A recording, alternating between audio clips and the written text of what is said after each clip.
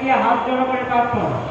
এখন খবরদার, কি করলে দেবে? মানে যুদ্ধ করতে হবে। চলো যুদ্ধ করো। কৃষ্ণের সঙ্গে ইন্দ্রের যুদ্ধ হলো, দেবগণের যুদ্ধ হলো। সবাইকে পরাজিত করে পারিজাত বৃক্ষ নিয়ে ভগবান কৃষ্ণচন্দ্র দ্বারকায় ফিরে এলেন। 16,100 কন্যার সঙ্গে তার বিবাহ হলো এবং আগে ছিল 8টি, সম্পূর্ণ মিলিয়ে কত হয়? 16,108টি তার পাঠরানী। প্রত্যেকে 10 জন করে পুত্র, 1 জন করে কন্যা। ক্যালকুলেটার নিয়ে পরে হিসাব করে নেবেন কতজন হয়। 16,108, 10 জন করে কন্যা পুত্র, কত হয়? 1,61,080। 1 জন করে কন্যা, আরো 16,108 যোগ করে দিন, যত হয় তত। তো এত পুত্র কন্যা কৃষ্ণের বিরাট বংশ, তাই বলা হয় যদুবংশ, বিরাট বড় বংশ। এই কৃষ্ণচন্দ্রের লীলা অগ্রসর হচ্ছে। ভগবান কৃষ্ণ অনেক লীলা করছেন, বহু লীলা করলেন তিনি। একদিন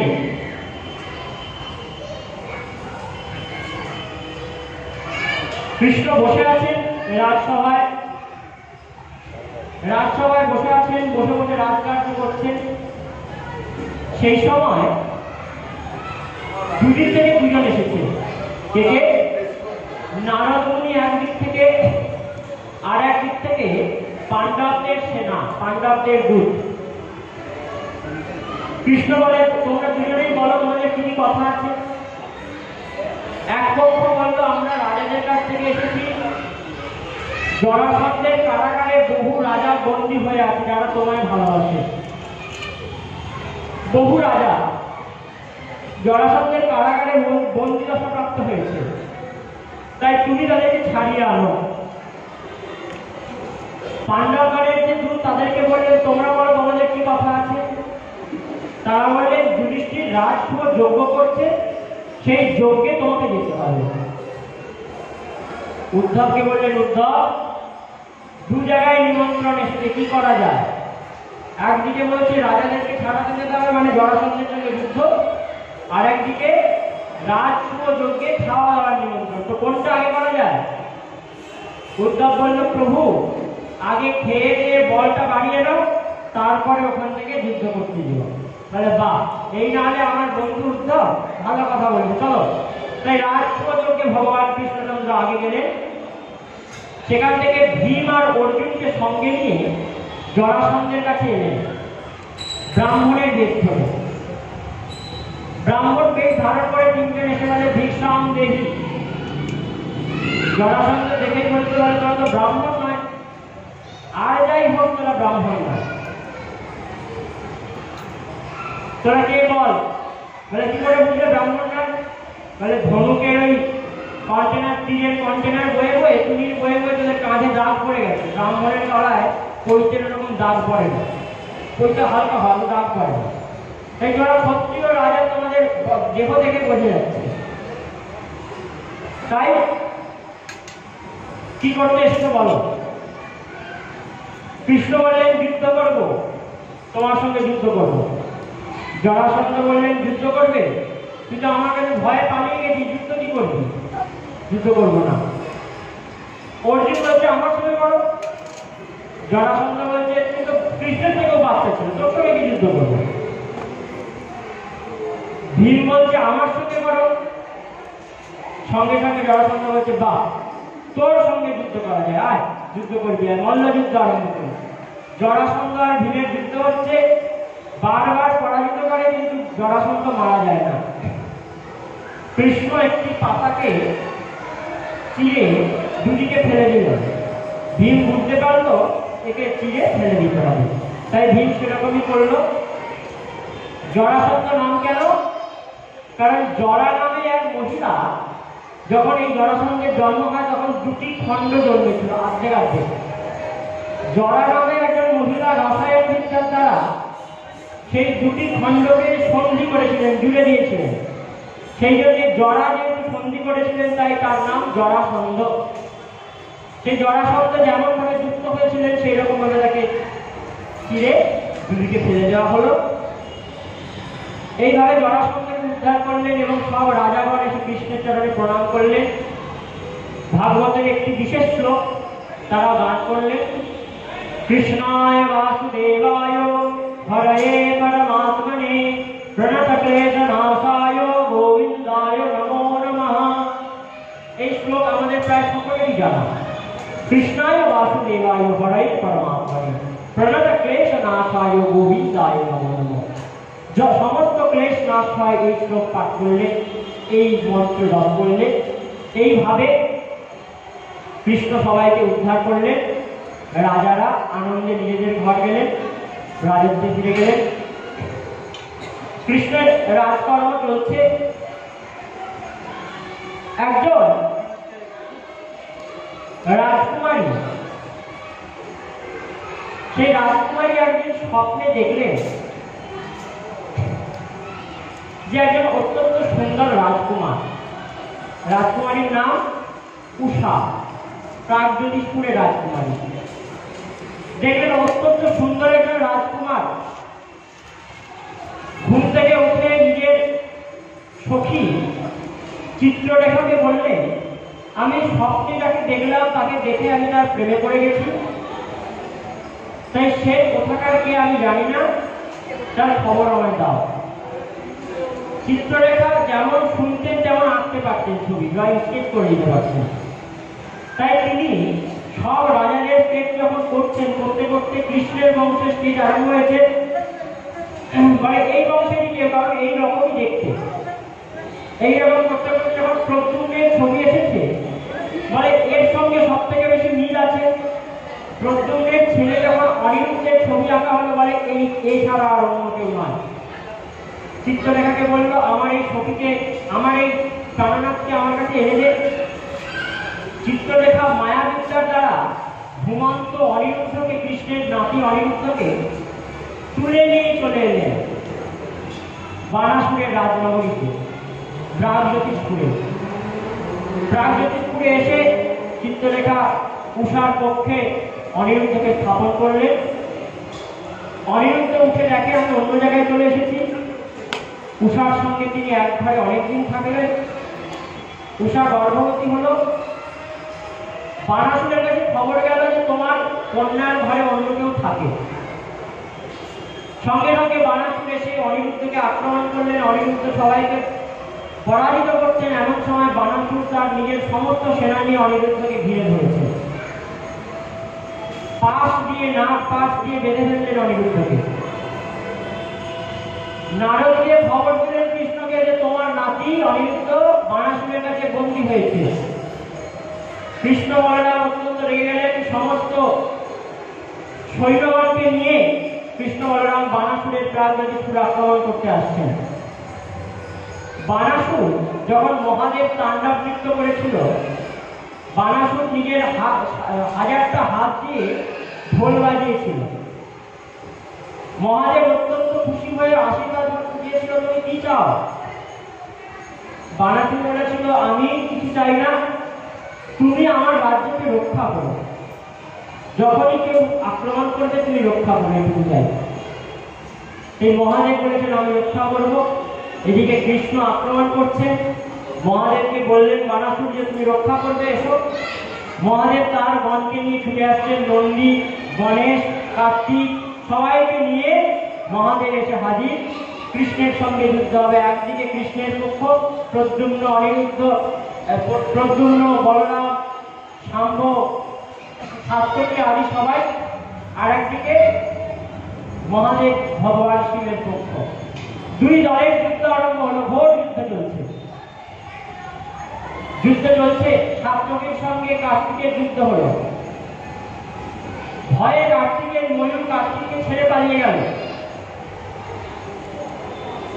কৃষ্ণের সঙ্গে যুদ্ধ হচ্ছে গণেশের। গণেশকে পরাজিত করলেন ভগবান কৃষ্ণ। মহাদেবের সঙ্গে যুদ্ধ আরম্ভ হল। বানাসুরের কাছে কৃষ্ণ এগিয়ে যাচ্ছিলেন, মহাদেব আর বলরাম যুদ্ধ করছিলেন। তখন কৃষ্ণ দেখল যে মহাদেবকে না থামালে বানাসুরের কাছে আমাকে যেতে দেবে না। তাই জিন্দাকাস্ত ছাড়লেন, সেই অস্ত্র দিয়ে মহাদেবের ভেঙ্কট তুলতে আরম্ভ করলেন। আমরা এই ভেঙ্কট তুলি না, কি করে হয়? বলছে বায়ু দিয়ে হয়। সেই ভগবান কৃষ্ণ সেই অস্ত্র যখন ছাড়লেন, সেই থেকে মানুষের ভেঙ্কট ওঠে। তাই সেই অস্ত্রের ফলে মহাদেব অনেকক্ষণ বসে পড়লেন, ভেঙ্কট তুলতে আরম্ভ করলেন। এমন সময় কৃষ্ণ গেছেন বানাসুরের কাছে যুদ্ধ করতে। বানাসুরের 1000 হাতের মধ্যে বেশিরভাগ হাত কেটে দিয়েছেন, 4টি হাত বেঁচে আছে। এমন সময় বানাসুরের যিনি কালিনী মাতা, তিনি নগ্ন অবস্থায় কৃষ্ণের কাছে দাঁড়িয়ে পড়লেন। কৃষ্ণ সঙ্গে সঙ্গে চোখ ঘুরিয়ে নিলেন। মহাদেব ছুটে এসে রুদ্রজ্বর ছাড়লেন। এই যে করোনা ভাইরাস জ্বর না, যত প্রলয় জ্বর যার ফলে আমাদের মৃত্যু হয়, যে জ্বরের ফলে, তাকে বলা হয় রুদ্র জ্বর। রুদ্র জ্বরের ফলে আমাদের মৃত্যু হয়। তো এই রুদ্র জ্বর ছাড়লেন মহাদেব। ভগবান কৃষ্ণ বৈষ্ণব জ্বর ছাড়লেন।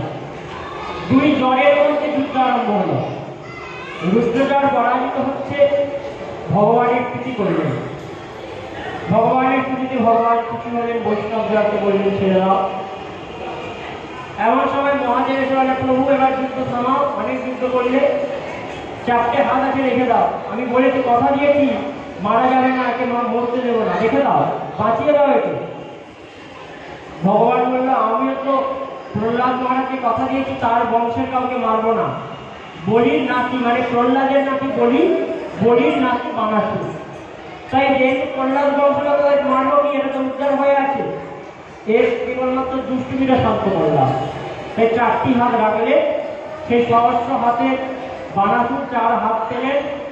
মহাদেব এবং ভগবানের স্তুতি করলেন। আসামের তেজপুরে এখনো সেই জায়গা রয়েছে যেখানে মহাদেবের চরণ পড়েছিল, রুদ্রপদ জায়গাটির নাম। সেইখানে কৃষ্ণ এবং মহাদেবের ঘোর যুদ্ধ হয়েছিল। বানাসুরকে কৃষ্ণ বললেন, আমি আর মহাদেব আলাদা নয়, লীলাহিত আমাদের এইরকম কলহ দেশ। তাই এইভাবে উষা আর অনিরুদ্ধের বিবাহ হলো। এদিকে জাম্ববতীর ছেলে শাম্ব দুর্যোধনের কন্যা লক্ষ্মণাকে খুব ভালোবাসে। দুর্যোধন শাম্বকে বন্দী করলেন। বলরাম খবর পেলেন যে আমার ভাইপোকে বন্দী করা হয়েছে। কৃষ্ণ বললেন, চলো যুদ্ধ করতে যাবে। বলরাম বললে, ভাই এত অস্থির হলো না, এত যুদ্ধের দরকার নেই, প্রথমে একটু বুঝিয়ে আসি। বলরাম বোঝাতে গেলেন। বলরাম বললেন, বুঝিয়ে আসি। দুর্যোধন কৃষ্ণের অপমান করলেন বলরামের কাছে, যে ও তো গোয়ালা, কি রাজা নাকি, ও তো গোয়ালা সাধারণ। যখন বলরামের কাছে কৃষ্ণের অপমান করছেন, সঙ্গে সঙ্গে কৃষ্ণ অপমান শুনে বলরাম রেগে গেলেন এবং নিজের লাঙলটাকে বার করে হস্তিনাপুরের একদিকে গেছে, বলে আজকে হস্তিনাপুরকে আমি যমুনায় ফেলে আসবো। যমুনার থেকে কে চলে যেতে আরম্ভ করলেন। সমস্ত দুর্যোধনাদি সবাই এসে পায়ে পড়লেন, চরণে শরণাগত হলে বলরাম হস্তিনাপুরকে রক্ষা করলেন, ছেড়ে দিলেন। সেই থেকে যমুনার দিকে হস্তিনাপুর অর্থাৎ দিল্লি এখনো উঠে আছে, উপরের দিকে উঠে আছে। বলরামের তেজ প্রদর্শন করাচ্ছে আমাদেরকে। বলে বলরাম ভগবান কি। এদিকে পৌণ্ড্রক নামে এক রাজা 2টি হাত নকল হাত লাগিয়ে শঙ্খচক্র গদাপত্র ধরে বলে, আমি বাসুদেব, আমি আসল বাসুদেব, ওই কৃষ্ণ বাসুদেব আল নকল। কৃষ্ণের কাছে চিঠি পাঠিয়েছে, তুমি তোমাকে বাসুদেব বলা বন্ধ করো, না হলে আমার সঙ্গে যুদ্ধ করতে হবে। পৌণ্ড্রক কৃষ্ণের সঙ্গে যুদ্ধ করতে এলেন। কৃষ্ণ তাকে বধ করলেন। তার সঙ্গে ছিলেন কাশীরাজ। কাশীরাজকেও কৃষ্ণ বধ করলেন। কাশীরাজের ছেলে সুদক্ষিণ, তিনি দেখলেন আমার বাবাকে মেরেছে কৃষ্ণ, তাই কাশীরাজের ছেলে যজ্ঞ করলেন মহাদেবের তপস্যা করে। যজ্ঞ থেকে মহাদেব প্রকট হলেন, বললেন কি চাই? বলে আমার বাবাকে যে বধ করেছে সেই শত্রু, বাবার মৃত্যুর কারণকে ভস্মীভূত করেছে। কৃত্তা নামক এক রাক্ষসী, জ্বলন্ত রাক্ষসী বেরিয়ে ছুটে গেলে দ্বারকার দিকে। সেই অগ্নিতেজ আসছে, অগ্নিপিণ্ড আসছে দেখে সবাই ভয় পেলেন। এমন সময় কৃষ্ণ বললেন, তোমাদের ভয় পাওয়ার কোনো কারণ নেই। সুদর্শন চক্র যখন কৃত্তার পেছনে পেছনে ছুটে যায়, কৃত্তা ভয় পেয়ে গেল। সুদর্শন চক্রকে কৃত্তাকে হত্যা করলো এবং সমগ্র কাশী নগরীকে পুড়িয়ে ছাই করে দিল। সেই সুদর্শনকে সবে কাশী নগরীকে পুড়িয়ে দিল। এইভাবে ভগবান কৃষ্ণচন্দ্র অনন্ত লীলার সাগর, অনন্ত লীলার সমুদ্র, তার লীলার পাহাড় থেকেও পায় না, তিনি লীলা বই করেছেন। একবার কৃষ্ণের ছেলেদের জলের পিপাসা পেল, তার ছেলেদেরকে বলল, দেখো সামনে কোনো কুমো থাকবে, জল খেয়ে এসো। ছেলেরা কুমোর কাছে গিয়ে আবার বাবার কাছে ছুটে গেল, বাবা চলো কুমোর কাছে চলো, একটা নতুন জিনিস দেখেছি। কি জিনিস? কুমোর মধ্যে একটা গিরগিটি পড়ে আছে। কৃষ্ণ সেই গিরগিটিকে তুললেন। কৃষ্ণের হাতে স্পর্শ পেয়ে গিরগিটি একটি বিরাট সুন্দর রাজায় পরিণত হল। কৃষ্ণ বললেন, তুমি কে? রাজা বললেন, আমি মৃগ নামে এক রাজা। আগের জন্মে আমি রাজা ছিলাম, আমি এত দান করেছি তার কোনো সীমা পরিসীমা নেই। প্রত্যেক দিন গরুর খুর এবং তার শিং সোনা দিয়ে মুড়িয়ে আমি ব্রাহ্মণদেরকে দান করতাম। একদিন কি হয়েছে, একটি গাভী আমি ব্রাহ্মণকে দিয়েছি, সেই গাভী ভুল করে আবার আমার গোশালায় চলে এসেছে। পরের দিন সেই গাভী আরেকজনকে দিয়ে দিয়েছি, ভুলও হচ্ছে। এর ফলে কি হলো, প্রথম দিনের ব্রাহ্মণ আমার কাছে অভিযোগ জানাতে আসছে। এমন সময় দুই ব্রাহ্মণের জায়গায় দুজন গরু নিয়ে ঝগড়া আরম্ভ করছে, এটা আমার গরু, ও বলছে এটা আমার গরু। আমার কাছে এলো, তো আমি বললাম, বুঝতে পেরেছি ভুলটা আমার, তাই যে কোনো একজন এই গাভীকে নেন এবং আরেকজনকে দুটো গাভী নেব। তো দুজনেই বললেন, আমরা কি গাভীর লোক এসেছি? আমরা তো দানের যে দান যখন তুমি দিচ্ছ, দান গ্রহণ করতে হবে। তাই তোমাকে অভিশাপ দিচ্ছি, তুমি যেমন দানবপুত্র বস্তুকে দান করে দিয়েছ, তাই তুমি গিরগিটির মতো রং পাল্টে তুমি গিরগিটি হবে। মানে কাউকে কেউ যদি কিছু দান করে, সেই দান করা জিনিস আর তার কাছে নিতে তো নেই, অন্য কাউকে দিতে নেই। আমি যদি বলে দিই কাউকে এটা আপনাকে দিলাম, তারপরে তার উপরে আর আমার কোনো অধিকার থাকে না। সেই জন্য তিনি গিরগিটি হলেন। কিন্তু যেহেতু এত পূর্ণ করে এসেছেন, সেখানে ব্রাহ্মণগান করলেন, ভগবান কৃষ্ণের সাথে তোমার উদ্ধার হবে। গিরগিটি জন্ম থেকে মৃগ রাজা উদ্ধার পেলেন। নিজের ছেলেদেরকে শিক্ষা দিচ্ছেন ভগবান, যে দান কিভাবে করতে হয়। যখন ডান হাত দান করবে, বাঁ হাত ধরে রাখতে পারে। দানে একটি বিশেষ জিনিস হয়, যেটা অহংকার। অহংকার যদি আসছে, দান নয়। তাই অহংকার পরিত্যাগ করে দান করা উচিত। এইভাবে ভগবান কৃষ্ণের লীলা চলে। ভগবান কৃষ্ণ অনন্ত লীলার সমুদ্র, অনন্ত লীলার সাগর। একবার কৃষ্ণ বসে আছেন, হঠাৎ কৃষ্ণের মনে পড়ল এক ব্রাহ্মণের কথা, এক বিপ্রের কথা। নাম তার সুদামা বিপ্র।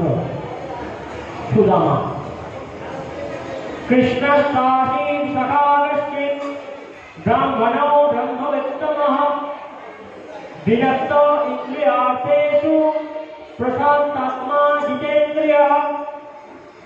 কৃষ্ণ আসীন সখাগশ্চিন, কৃষ্ণের যিনি সখা, ব্রাহ্মণো ব্রহ্মবিত্তম, যিনি ব্রাহ্মণ এবং ব্রহ্মগণের উত্তম, ব্রহ্মজ্ঞগণের উত্তম। বিরক্ত ইন্দ্রিয়ার্থেষু, যিনি সমস্ত ইন্দ্রিয় থেকে আসক্তি ত্যাগ করেছেন, বিরক্ত হয়েছেন। প্রশান্তাত্মা জিতেন্দ্রিয়, যিনি সবসময় প্রসন্ন থাকেন, যিনি জিতেন্দ্রিয়। সেই সুদামা কিছু খেতে পায় না। তাহলে এমন ভাবলো কেন? না একবার গুরুগৃহে যখন কৃষ্ণ বলরাম থাকে তখন এই সুদামাও সঙ্গে ছিল। এই সুদামা কৃষ্ণের সঙ্গে সবসময় থাকে। একবার বশিষ্ঠ ঋষি সন্দীপনী মুনির পত্নীর কাছে এসেছে, ভবতী ভিক্ষাম দেহি, ভিক্ষা দাও। পত্নী বললেন ঘরে কিছু নাই, ছিল দুটো ছোলা ভাজা, চানা ছিল। রেখে দিয়েছেন যে আমার কৃষ্ণ যাবে, বনে কাঠ আনতে যাবে, কৃষ্ণকে খাওয়াবো। ছোলা আছে, কিন্তু বললেন ঘরে কিছু নাই। বশিষ্ঠ ঋষি ধ্যানে দেখতে পেলেন যে ঘরে কিছু নাই, নয় ঘরে আছে, কৃষ্ণের জন্য রেখেছে। অভিশাপ দিয়ে দিলেন, এই ছোলা যার জন্য রাখা হয়েছে, এই ছোলা যে খাবে সে হতদরিদ্র হবে, তার ক্ষয় স্ত্রী, তার সমস্ত পয়সা, সমস্ত অর্থ নাশ হবে।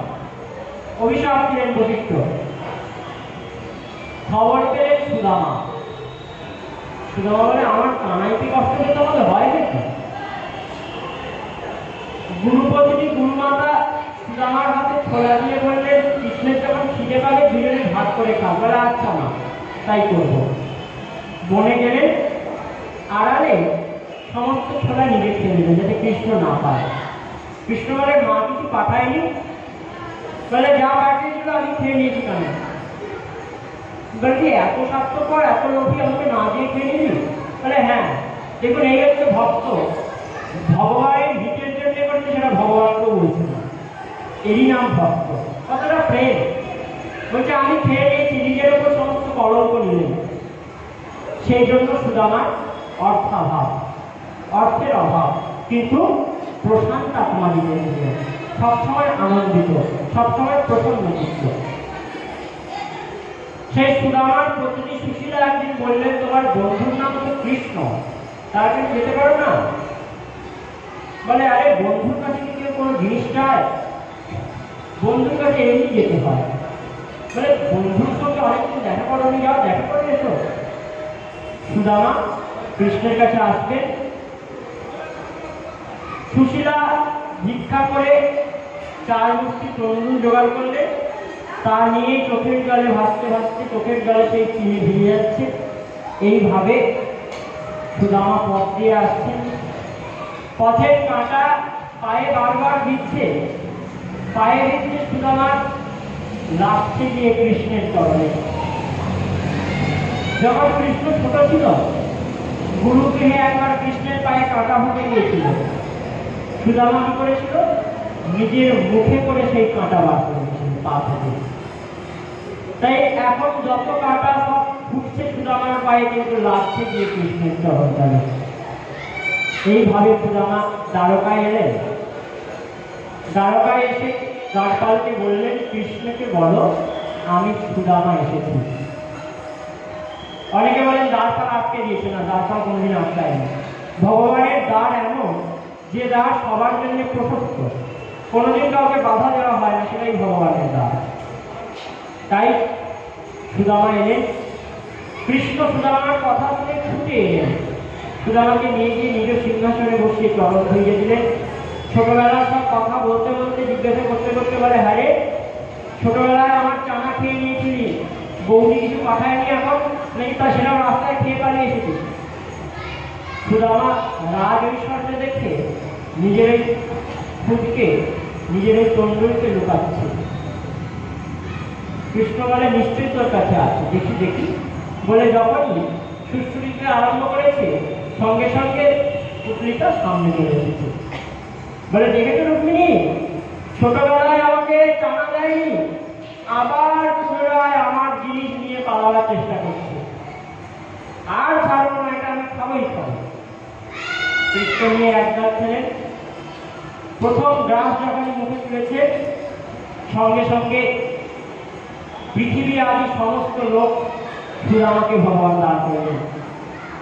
দ্বিতীয় গ্রাসে স্বর্গ আদি সমস্ত লোককে ভগবান দান করে দিলেন। তৃতীয় গ্রাস মুখে তুলবেন, রুক্মিণী বলছেন, প্রভু এরপরে যেটা গাছ বাকি সেটা তুমি নিজেকেও নিজে দিয়ে দেবে, এটা তোমার জন্য না, এটা আমাদেরকে দাও, তোমার উচ্ছিষ্ট আমরা পাই। এই বলে রুক্মিণী সেই উচ্ছিষ্ট প্রসাদ গ্রহণ করলে। কৃষ্ণ সুদামার চরণের দাস হয়ে গেলেন, সুদামাকে সেবা করলেন।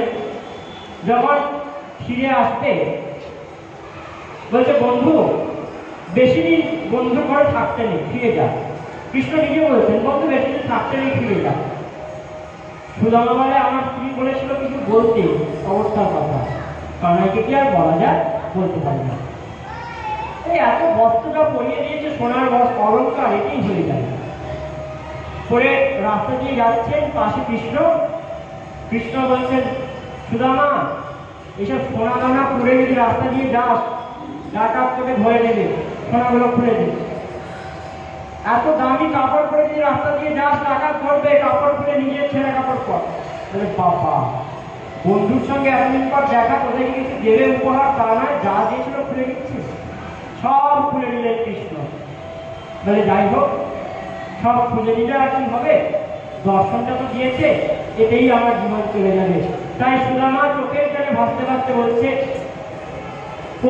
দরিদ্র পাপিয়ান কৃষ্ণ শ্রী বিজেতন ব্রহ্মবন্ধুর বিস্মাহম বাহুভ্যাম পরিরম্ভিতম। কোথায় আমি দরিদ্র পাপী, আর কোথায় কৃষ্ণ লক্ষ্মীর নিকেতন।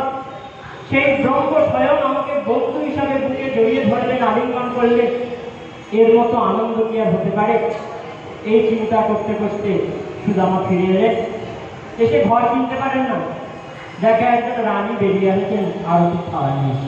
বলে, বাবা আমার একটা কুড়ে ঘর ছিল, তাকেও তুলে দিয়ে বড় মহল কে বানিয়েছে, কোন রাজা বানালো? রানীকে বলছে, আপনি কে? বলে, স্বামী আমি চিনতে পারছেন না, আমি আপনার স্ত্রী। বলে, বাবা এত কিছু হলো কবে? বলে, আপনি যখন গেছেন একজন এসে সব করে দিয়ে চলে গেল। কে করলো?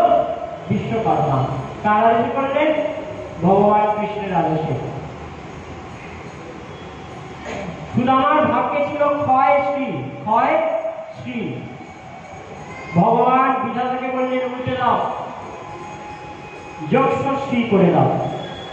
সংস্কৃতে অন্ত্যেষ্ট জয়ের উচ্চারণ অন্ত্যেষ্ট অ হয়, ক্ষয় শ্রীটাকে যক্ষ শ্রী করে দাও, উল্টে দিলে অন্ত্যেষ্ট অটা অন্ত্যেষ্ট জ হিসেবে বলা যায়, তাই ক্ষয় শ্রী হয়ে গেল যক্ষ শ্রী। বিধাতা বললেন, সুদামা কি এমন পুণ্য করলো যার ফলে তার প্রারব্ধ বদলে গেল? ভগবান বললেন, ও বিরাট বড় সাধু ভান্ডারা করিয়েছে। বলে, বাবা নিজের খাওয়ার যার পয়সা নেই, সে আবার লোককে খাওয়ালো কবে? বলে, ও যখন আমাকে একবার খাওয়ালো, ওই একগাল খাওয়ার ফলে আমার লোমকূপে যত ব্রহ্মাণ্ড বসে আছে, সমস্ত ব্রহ্মাণ্ডে যত মানুষ আছে, যত জীব আছে, সবাইয়ের পেট ভরে গেল। তাই সমস্ত জীবের ভান্ডারাও করিয়েছে, সেই পুণ্যের ফল ও পাবে। ভগবান এইভাবে সুদামাকে ঐশ্বর্য দিলেন, সুদামার ঐশ্বর্য প্রাপ্তি হল। ভগবান কৃষ্ণের লীলা চলছে, অপূর্ব অমৃতময়ী লীলা। সেই লীলা সাগরে আমরা পার করতে পারি না, তাই আমরা এইভাবে প্রসঙ্গক্রমে অগ্রসর হই খুব সংক্ষেপে, কারণ আর বেশি সময় বাকি নেই। আজকে বিশ্রাম দিবস। একবার এক অসুর তপস্যা করছিল মহাদেবের কাছে। মহাদেব এসেছেন, তাহলে কি চাই? তাহলে আমি যার মাথায় হাত রাখবো সে যেন ভস্ম হয়ে যায়। মহাদেব বলেন, তথাস্তু। বলে, এমনি হবে না, দেখি তোমার মাথায় হাত রেখে দেখি। মহাদেব খুঁজে পালাচ্ছেন, হাত রাখলে আমিও ভস্ম হয়ে যাবো, কারণ আশীর্বাদ দিয়েছি। কৃষ্ণের সঙ্গে রাস্তায় দেখা। বলে, মহাদেব ছুটে ছুটে যাচ্ছে কোথায়? বলে, এই যে আমি আশীর্বাদ দিয়েছি, তার ফলে আমাকেই ভস্ম করতে আসছে, গুণের রাম হয়ে ফিরে আসছে। তাই কৃষ্ণ বললেন, তুমি লুকিয়ে যাও, আমি দেখছি। কৃষ্ণ ছোট্ট বালকের রূপ ধরে দাঁড়ালেন। ভস্মাসুর এসে বলছে, বৃকাসুর এসে বলছে, হ্যাঁ বেটা, এখান দিয়ে কোনো একজন ওই বড় বড় চুল, জটা, গলায় সাপের মালা, বাঘ ছাল পড়ে আছে, হরিণের ছাল পড়ে আছে, আমার লোকে দেখেছিস? বলে, হ্যাঁ দেখেছি। কি করবে তাকে নিয়ে? বলে, আমাকে আশীর্বাদ দিয়েছে, যার মাথায় হাত রাখবো ভস্ম হবে, সেই জন্য পরীক্ষা করবো। বলে, আরে ও মহাদেব, কখন কি ভুল বকে দেয় সিদ্ধি দিয়ে থাকে সবসময়, নিজের মাথায় হাত রেখে দেখো কিছু হবে না, সঙ্গে সঙ্গে ভরভর বলতে বা ঠিকই তো বলেছিস, নিজের মাথায় হাত রাখলেন ভস্মাসুর বিকাশুর ভস্ম হয়ে গেলেন। বলে কৃষ্ণচন্দ্র ভগবান কি। এইভাবে ভগবান কৃষ্ণের লীলা অপার অসীম, তার লীলা। দশম স্কন্ধে এইভাবে পরিসমাপ্তি হচ্ছে সুভদ্রা হরণ লীলার মাধ্যমে। সুভদ্রাকে অর্জুন হরণ করে নিয়ে যাচ্ছে। পরীক্ষিতের এদের ইন্টারেস্ট বেশি কেন? নিজের ঠাকুমা সুভদ্রা, তাই সুভদ্রা হরণের ইন্টারেস্টটা একটু বেশি পরীক্ষিতে। পরীক্ষিত জিজ্ঞাসা করলো, তখন বলছে অর্জুন রথে করে নিয়ে সুভদ্রাকে নিয়ে পালিয়ে যাচ্ছে। বলরামের ইচ্ছা যে দুর্যোধনের সঙ্গে সুভদ্রার বিয়ে হবে, তাই বলরাম বেরোবে ছুটছে। কৃষ্ণ বলে, দাদা দাঁড়িয়ে যায়, ছুটছো কেন? বলে, যাই অর্জুন নিয়ে পালাচ্ছে, ওকে ধরবো। দাদা দেখো কে নিয়ে পালাচ্ছে, অর্জুন রথ চালাচ্ছে না অন্য কেউ রথ চালাচ্ছে। দেখা গেল অর্জুন বসে আছে, সুভদ্রা হরণের জায়গায় অর্জুন হরণ করে সুভদ্রা নিয়ে যাচ্ছে। তাই দাদা খুশি হলেন যে আমার বোনের কথা মধ্যে তার পাত্রস্থ হতে পেরেছে আমার বোন। একবার বসুদেব রাজা নারদ মুনিকে জিজ্ঞাসা করলেন যে মুক্তির উপায় কি? নারদ মুনি বললেন 5 প্রকারের ঋণ থেকে যদি কেউ মুক্ত হতে পারে তবে সে মুক্ত হতে পারে। যে গৃহে ভগবান ভক্তের জন্ম হয় তার সমস্ত ঋণ মুক্ত হয়ে যায়। আপনার ঘরে স্বয়ং ভগবান জন্মেছে, তাই আপনার কোনো চিন্তা নেই। এই প্রসঙ্গক্রমে নারদ মুনি অবশ্যই 24 গুরুর কথা বললেন। আমাদের জগৎটাই যে আমাদের গুরু সেই কথা আমাদেরকে জানিয়ে দিলেন, ভাগবতে রয়েছে। বিশেষ সময় নেই, পরে কোনোদিন সময় থাকলে আমরা আবার আলোচনা করবো এইসব প্রসঙ্গে। অবশ্যই 24 গুরুর কথা হলো এখানে। এরপর যদুবংশীয়দের মধ্যে অহংকার এলো যে আমরা কৃষ্ণের বংশজাত। সাধুদেরকে পরীক্ষা করতে এলেন জাম্ববতীর পুত্র সাম্বের পেটে কাপড় বেঁধে, যে এর গর্ভে কে আছে বলুন। সাধুবান ধ্যানে দেখলেন গর্ভে কেউ নেই, আমাদেরকে পরীক্ষা করতে এসেছে। বললে গর্ভের মধ্যে একটা মুসল আছে, সেই মুসল তোমাদের যদুবংশের ধ্বংসের কারণ হবে। অভিশাপ পেয়ে সবাই ভয় পেয়ে গেলেন। কৃষ্ণকে না জানিয়ে উগ্রসেনের কাছে গেলেন। উগ্রসেন বললেন মুসলকে তীর্ণ করো, জলে ফেলে দাও। তাই করা হলো, জলে ফেলে দেওয়া হলো। এমন সময় ব্রহ্ম সাপের ফলে এক অশনি সংকেত চারিদিকে। বলরাম বললেন আমি এবার বৃন্দাবন যাত্রা করবো, ব্রজভ্রমণ করবো। বলরাম বৃন্দাবনে এলেন। বলরামের রাস আছে, বসন্তকালে বলরাম রাস করেছিলেন বৃন্দাবনে এসে, তার বর্ণনা রয়েছে ভাগবতে। এইভাবে বলরাম বৃন্দাবনে ঘুরলেন। কুরুক্ষেত্রের প্রাঙ্গণের সমস্ত ব্রজবাসীগণকে ডাকলেন কৃষ্ণ। একদিকে কৃষ্ণের সমস্ত পাপরাণী, একদিকে সমস্ত বৃন্দাবনের ব্রজগোপীগণ, নন্দবাবা আদি সবাই এসেছে। সবাইয়ের মধ্যে মিলন হচ্ছে। সমস্ত পাত্রাণীরা জানতে চাইলেন রাধা এমন কি করেছে যার জন্য আমরা এত সেবা করি, তাও কৃষ্ণ যখন ঘুমন তখন হা রাধে বলে কেঁদে ওঠেন। তাই রোহিণী মায়ের কাছে তারা জানতে পারলেন কৃষ্ণের কথা, রাধার কথা, যে রাধা কেমন ভাবে কৃষ্ণ সেবা করছে। রাধাকে দেখার জন্য সখীগণ এলেন, রাধাকে দেখার জন্য রুক্মিণী আদি রানীগণ এলেন। রানীরা বাইরে সখীকে দেখে ভেবেছে রাধা রানী, তারই রূপ দেখে মোহিত হয়ে গেছে। বলে রাধে আমাদের ভেতরে বসে আছে। এক বাটি পায়েস নিয়ে রাধারানীর কাছে এসেছে রুক্মিণী। রাধারানী গরম পায়েস নিয়ে মুখে ঢেলে দিয়েছে। রাধারানীকে দেখে সখীগণ ভাবছে, রুক্মিণী আর সবাই ভাবছে যে এই জন্যই বোধহয় কৃষ্ণ রাধা নাম করে কাঁদে। এসো আমরাও সবাই সেই রাধা নামে কাঁদি, রাধা নামে গাই। বলে রাধা রানী কি। কৃষ্ণের কাছে দেখা গেল কৃষ্ণের চরণে ফোসকা পড়েছে। বলে স্বামী তোমার পায়ে ফোসকা পড়লো কি করে? কৃষ্ণ বললেন, রাধারানী কিছু গরম খেয়েছে? সবাই বললেন, হ্যাঁ, পায়েস দিয়েছিলাম, গরম পায়েস খেয়ে নিয়েছে। রাধার হৃদয়ে আমার চরণ, তাই ওর হৃদয়ে পায়েস পড়তেই আমার চরণ পুড়ে গেছে। কৃষ্ণ এলেন রাধারানীর কাছে, এসে বলছে, রাধে, শুনেছি তোমার কৃপা যার উপর হয় সে বৃন্দাবন বাস পায়, তোমার কৃপা যার উপর থেকে উঠে যায় সে বৃন্দাবন থেকে বিতাড়িত হয়ে যায়। রাধে, তুমি বলো রায়, আমার মতো অধমের ওপর থেকে কি তোমার কৃপা উঠে গেল? আমি বৃন্দাবন ছেড়ে চলে এলাম, আমার মতো অধমের থেকে কি তোমার কৃপা চলে গেল? কবে আবার সেই ব্রজবাস পাবো রায়? এইভাবে কৃষ্ণ রাধারানীর কাছে কাঁদেন। একবার বৃন্দাবনে দ্বারকায় কালো মেঘ ঘনীভূত হলো, অসময়ে বজ্রপাত হলো। সমস্ত ব্রাহ্মণগণ বললেন, ব্রহ্ম অভিশাপ ফলীভূত হবে, প্রভাস তীর্থে গিয়ে দান করো, যজ্ঞ করো।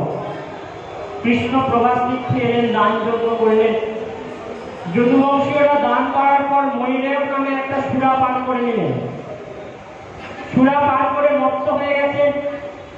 ওই যে মুষলটাকে চূর্ণ করে জলে ঢালা হয়েছিল সরস্বতী নদীতে, সেই নদীর জল প্রভাস তীর্থে এসে পড়েছে এবং সেই মুষলের চূর্ণ থেকে নলখাগড়া গাছ বেরিয়েছে, এরকা ঘাস বা নলখাগড়া গাছ। মদমত্ত হয়ে মদ খাওয়ার ফলে যদুবংশীয়রা সেই ঘাসকে যখনই হাতে তুলে নিয়েছে, ঘাসগুলি একটি লৌহ দণ্ডে পরিণত হল। লোহার দণ্ড দিয়ে নিজেদের মধ্যে মারপিট করছে। কৃষ্ণ বলরামকেও মারার জন্য তারা ছুটে আসছে। কৃষ্ণ বলরাম বলছে, আমাদেরকে মারবে, কিন্তু তোমাদেরকে আমি দিচ্ছি। মানে কৃষ্ণ বলরাম নিজেদের হাতে সমস্ত যদুবংশকে ধ্বংস করে দিলেন। ভগবান নিজের অহংকার রাখে না, নিজের বংশের অহংকার রাখে না। নিজের পুত্র হোক আর পৌত্র হোক, সবাইকে তিনি বধ করলেন। বলরামকে বললেন, তুমি সরস্বতী নদীতে লীন হয়ে যাও, আমি এবার স্বভাব ত্যাগ করব। অসত্য বৃক্ষের ওপর বাম পা ঝুলিয়ে তার উপর হাঁটুর ওপর ডান পা তুলে ভগবান কৃষ্ণ বসেছেন অসত্য বৃক্ষের ডালে, যে ডাল সরস্বতী নদীর দিকে ঝুঁকে আছে। পীতাম্বর করে আছেন, বাঁশি বাজাচ্ছেন। জরা নামে এক ব্যাস মুষলের শেষ খণ্ড পেয়েছিল, সেই খণ্ড দিয়ে নিজের তীরের ফলা বানানো। সেই তীর নিয়ে আজকে হরিণ শিকার করতে এসেছে। বাঁশির শব্দে জরা গাছের কান মোহিত হয়েছে। দূর থেকে জঙ্গলের মধ্যে দিয়ে কৃষ্ণের চরণকে, আলতা পড়া চরণকে কস্তুরী মৃগের মুখ দেখবেন বলে ভাবলেন, তাই সেই চরণে তীর নিক্ষেপ করলেন। তীর এসে লাগলো কৃষ্ণের চরণে। জরা ব্যাগ এসে পায়ে পড়লেন, হে প্রভু, আমায় আপনি মৃত্যুদণ্ড দিন।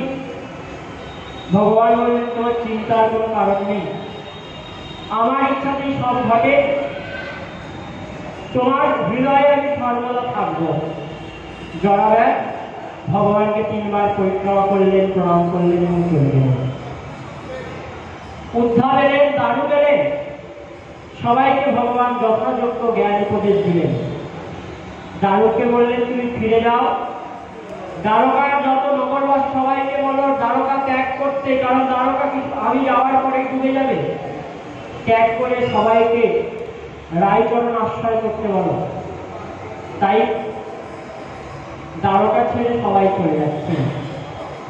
ভগবান কৃষ্ণের রথ, ভগবান কৃষ্ণের সুদর্শন, ভগবান কৃষ্ণের চক্র আদি সমস্ত অস্ত্র, ধনুক আদি সমস্ত অস্ত্র, বংশী আদি তার সমস্ত সুশোভন বস্তু আগে গেল।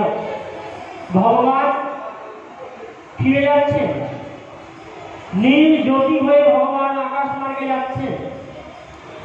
এমন সময় আকাশে গিয়ে সেই জ্যোতি 2 ভাগ হল। বেদব্যাস আশ্রমে বসে বসে ভাগবত লিখছিলেন।